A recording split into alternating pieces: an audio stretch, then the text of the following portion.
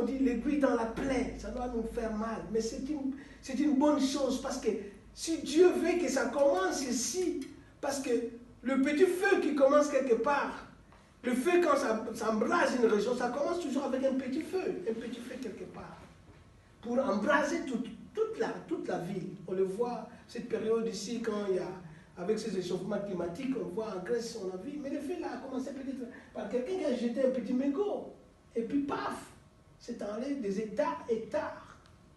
Et c'est fait que le Seigneur veut que ça commence dans l'église de Montagne de Sion. Il ne sait pas pourquoi il choisit ce lieu, pour que ça va dans les nations. Bien-aimés dans le Seigneur, nous sommes devenus des pécheurs. Des pécheurs. Des pécheurs. Péché par omission,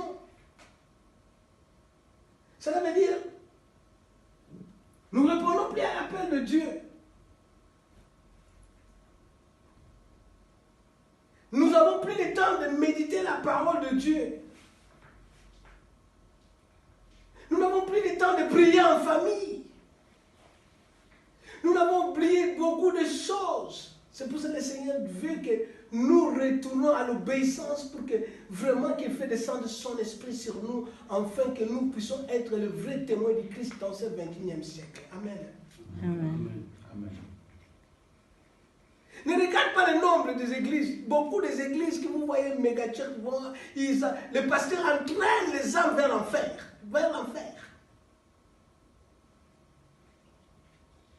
Par leur accoutrement, par leur discussion, par leurs choses. Il n'y a plus cette crainte, cette horreur du péché qui, ça me fait mal, j'ai critiqué, mais ça me fait mal. Donc, ça nous manque ça. Nous sommes habitués au mensonge, nous nous accommodons au mensonge, le mensonge est devenu notre vie quotidienne. Il n'y a plus quelque chose qui peut nous reprocher, l'Esprit de Dieu n'est plus là. C'est pour ça que nous avons besoin d'un réveil spirituel. La colère, on pique la colère, on vient, on prend aussi la Bible, on lit, on va devant les gens, on a discuté, on vient, on parle, on fait comme si rien n'était.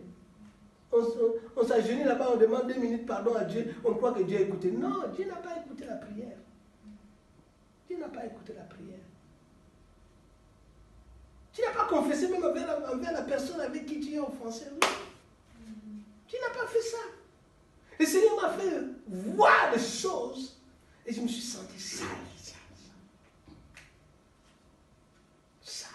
Il dit, l'Église a besoin d'un réveil. Un réveil spirituel. Et je veux vous donner ce réveil. Si vous venez à moi et vous repentez. Amen. Et ce n'est pas la repentance comme ça, charmée. La repentance sincère dans le cœur, dans votre cœur.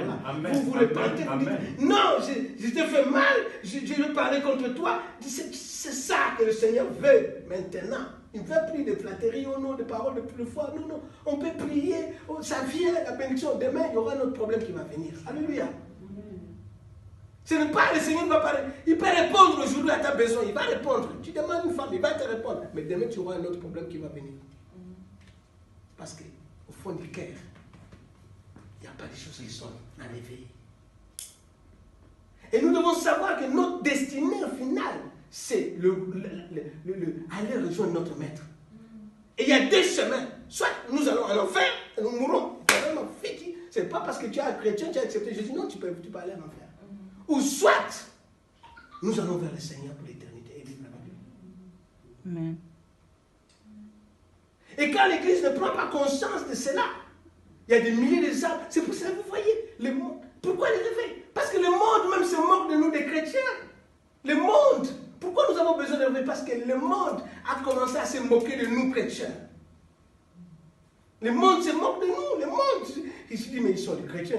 Mais c'est nous maintenant à nous révolter, à leur montrer que notre Dieu est véritable. Et ils vont voir ce Dieu véritable et ils vont retourner vers ce Dieu, comme au temps d'Élie avec les prophètes de Baal. Allez se promener seulement, allez dans les bars, allez dans la ville de Jésus, vous allez voir le nombre de bars.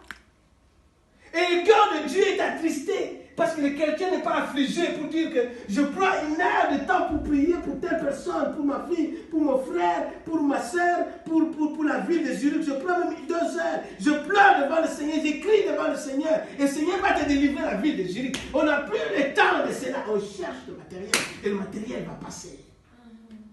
On a perdu cela, l'Église a perdu cette compassion des âmes. Les gens qui meurent et tous ces milliers de gens qui sont là sur la rue, ils vont aller en enfer. Si nous ne nous élevons pas, ils vont partir en enfer. Ils vont partir en enfer. C'est une réalité. C'est comme un sapeur-pompier qui est là et il